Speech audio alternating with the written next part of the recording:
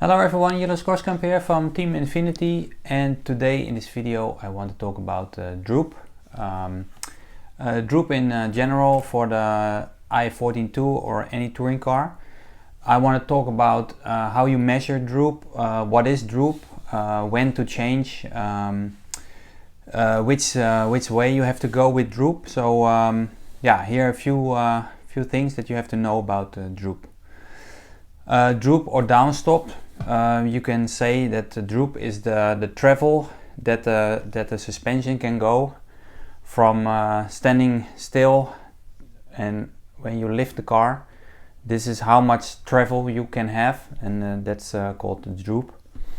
Of course, you can limit the droop or the travel by using the downstop screws, and that is more in a modern touring car, of course.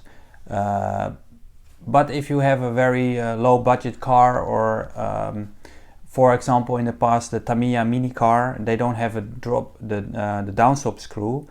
They kind of limit the up travel by changing the length of the shocks. So that's also a way to kind of set the droop, so how much travel you have, because if you don't have downstop screws, the shock length will limit also the travel. So in this case we have the downstop screws inside the arms, and I want to explain you what the droop does in the car. So the up travel is something, it's a very nice tool to tune the car, tune your steering, tune the feeling of the car.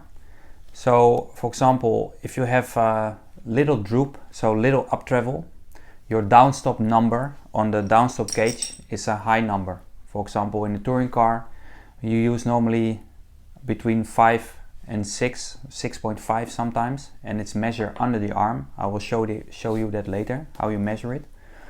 And with droop, also rear, it really depends the feeling of the car. It also depends on what kind of track you drive. For example, on carpet, when it's high traction and you almost flip, you want to have not so much droop, so not so much up travel. If you drive on a bumpy track or low traction, you want to have a little bit more droop, so less downstop number, to have the car can move more. So you kind of transfer more weight of the car. So basically you get more traction. But of course, if you run less droop, you have less roll in the car, your car get more corner speed.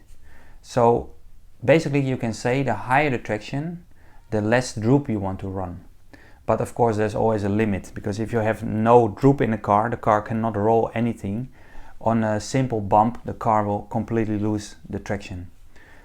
So a modern touring car, front droop between 5 and 6, rear droop between 4 and 5. Another thing with droop is that you can say, my friend runs 5 and 6 droop, but if you don't know the right height, this is kind of, you're not sure how much droop it really is. So if you want to compare with your friend or with something that you kind of know the same droop, you have to know the right height. So you can also measure the up travel. So for example, if you run a right height of, let's say 5.5, and you lift the car up till the tire not touch the ground, and you measure again the right height, and I can see on my car it's about 9. So that means the up travel was 3.5 millimeter.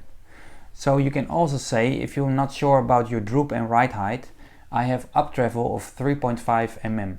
So you have a kind of reference which way you have to go. So now looking at the front, and the front right height is a 5, and if I lift up the car, and I have about 8 millimeter right height, so in front the up travel is now 3 millimeter.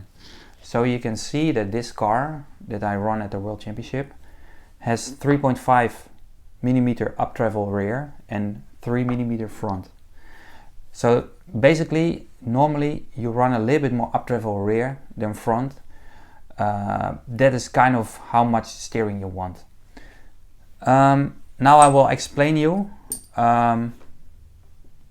what a droop does. So for example, in the rear, a high value downstop is 5, so you have little up travel.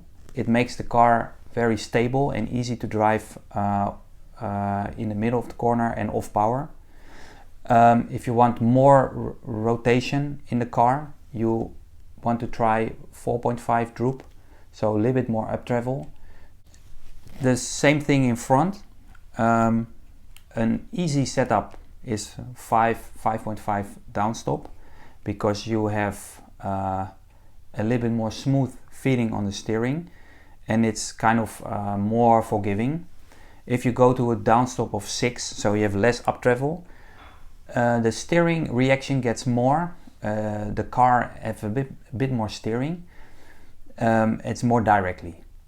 With a less downstop, so more up travel, more droop, the car actually have on power a bit more steering. So that's also a thing that you can tune with. So my basic setup normally is 6 millimeter downstop front and 4.5 in the rear. This for me is normally the best option, and the ride height is 5 and 5.5. For example, if you go up with the ride height 6 but you want to remain the same up travel, you have to go to a downstop number of 4. So yeah, that's a bit about the theory behind the droop, and now I will show you how to measure the droop and also the different ways of measuring the droop. So now to measure the droop, you need droop blocks. Normally I use 10 millimeter, and you put them under your car, and you need a droop gauge, and the 10 millimeter is here, so you can go minus and you can go plus.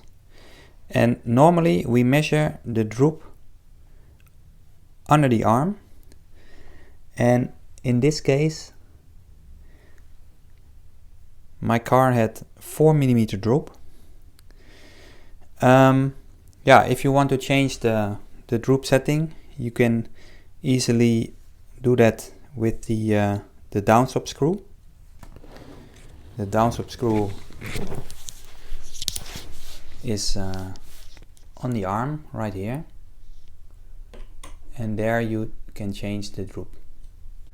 So now I set the droop at 4, and if you know, on our setup sheet there is also a measurement for the droop in the middle of the axle, and that difference is 3.5 millimeter.